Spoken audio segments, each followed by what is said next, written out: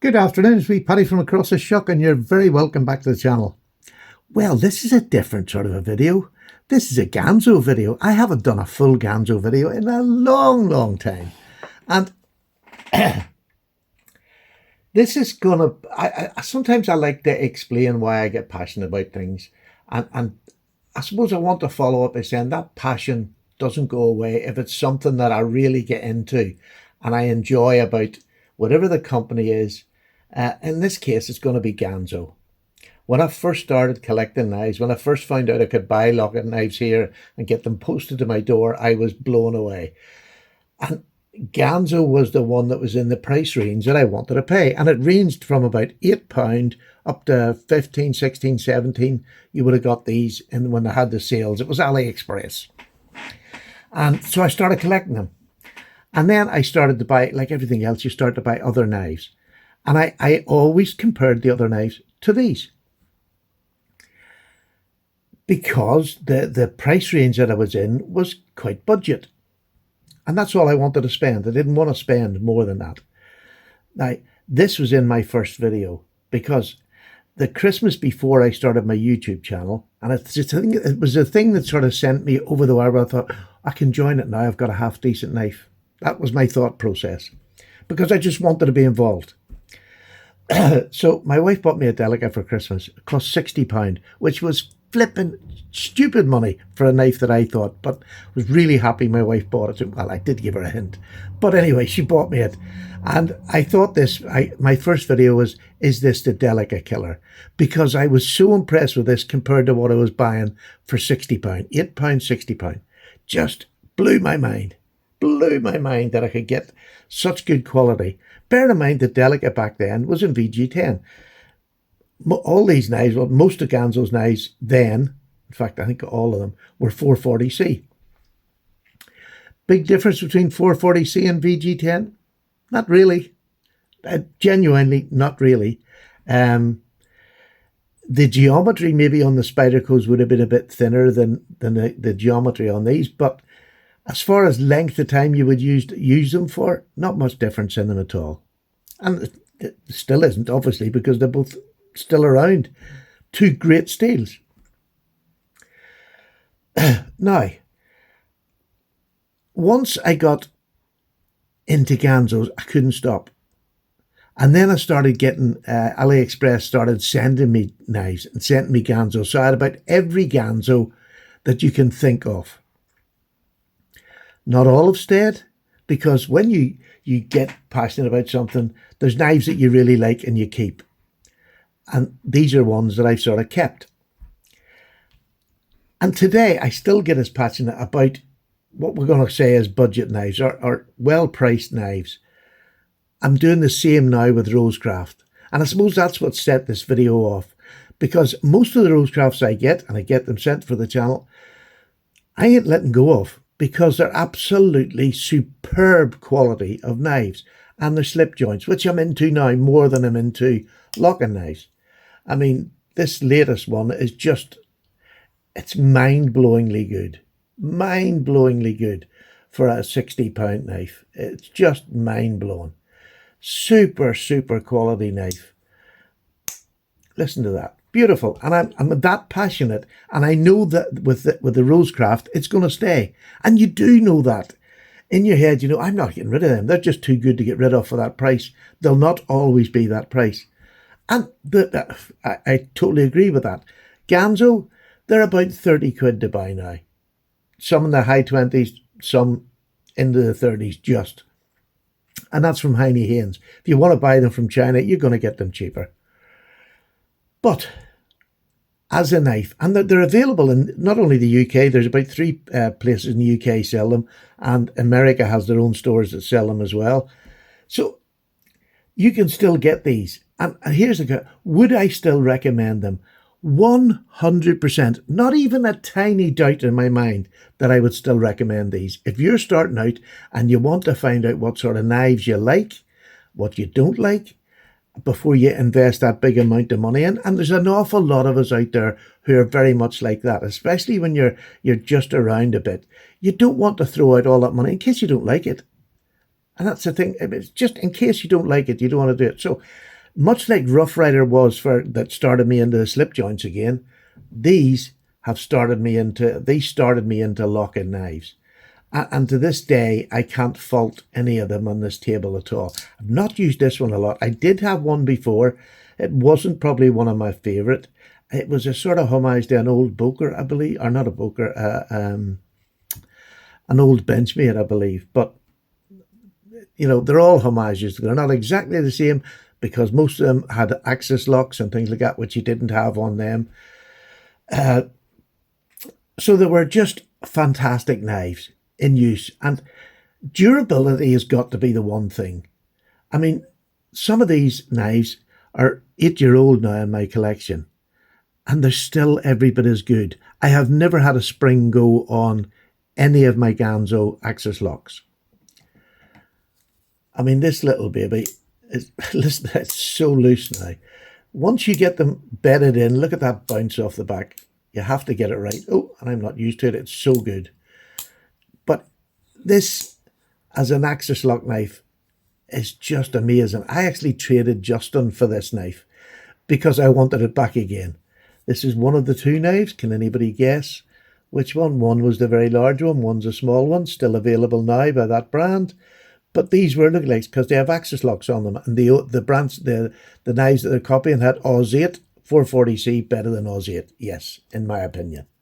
This is just my opinions. So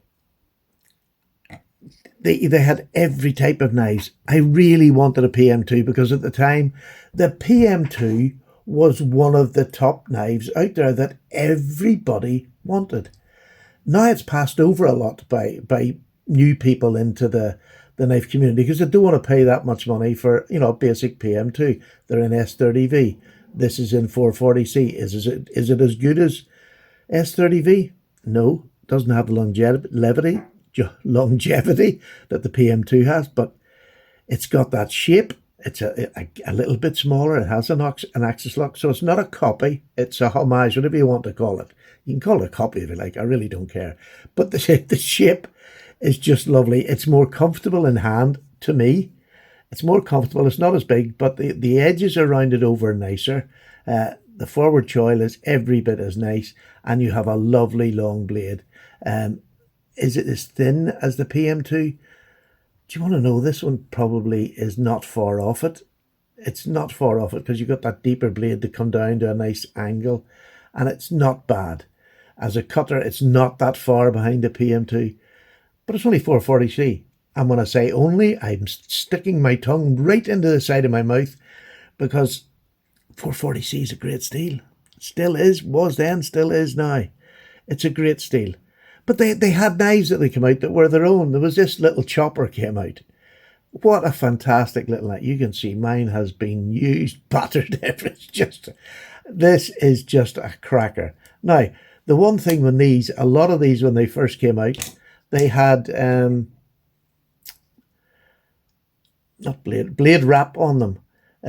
Some of them were hitting. I just shortened it out and I never had the problem again. And that's the sort of thing with a cheap knife I didn't mind doing. Now, if I'd have spent £100 back then on a knife and it had blade wrap on it, I'd have been livid. And let me tell you, I bought a £300 knife that had blade wrap on it. So it's not just cheaper knives that can happen to.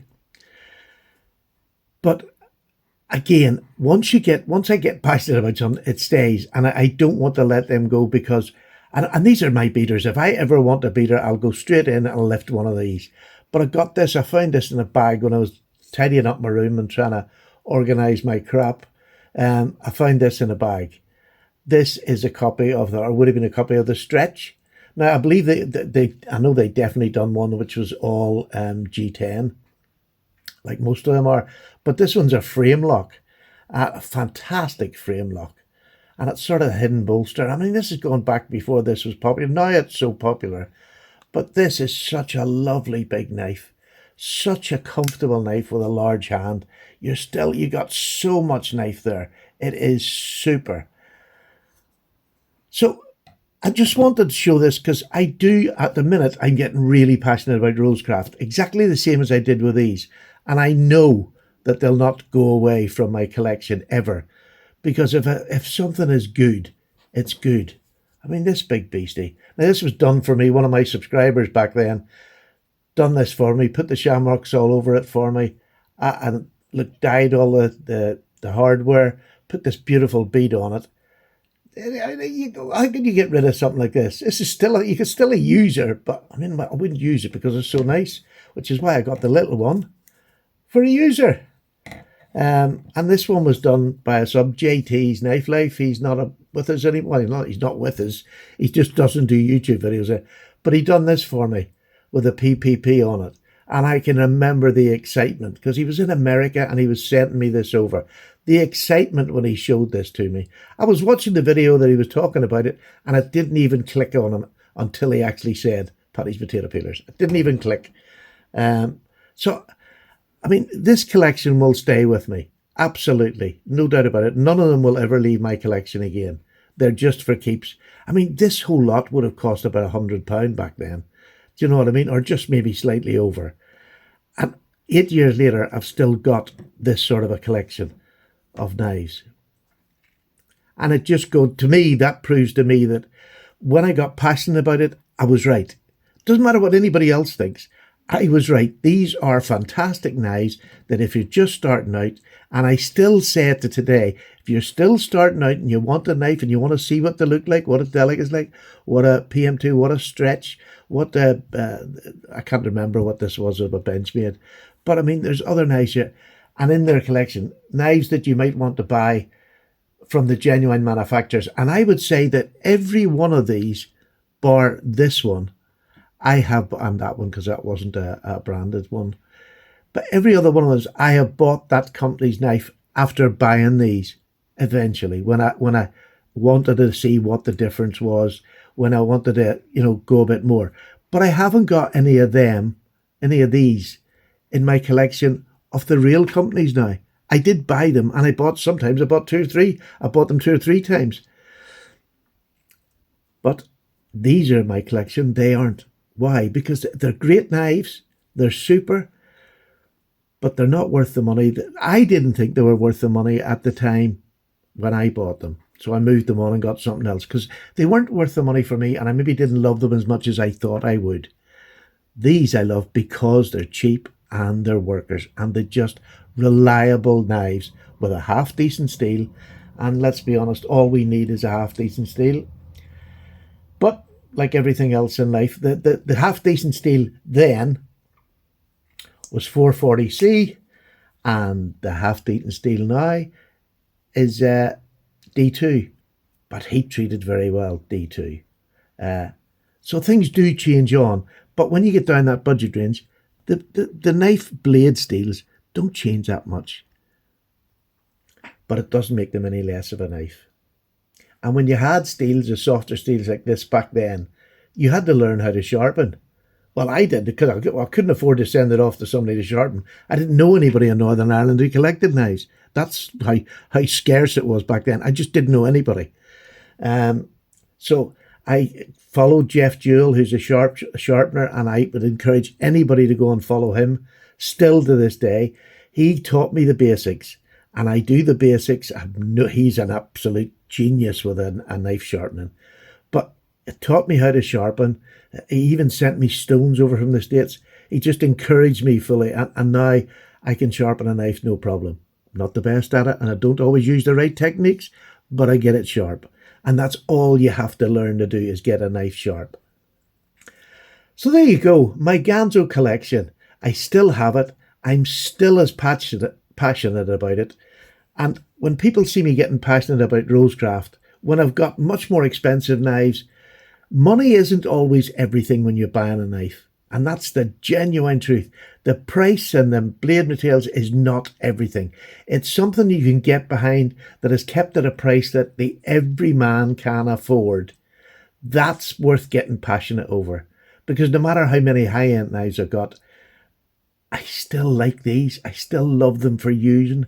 I still love them for showing. I mean, they're still good-looking knives. They haven't changed and become bad-looking knives. They're not. They're good-looking. Just like Rosecraft. Rosecraft are more original than what Ganzo would have been, because most of theirs were just complete homages to another knife manufacturer.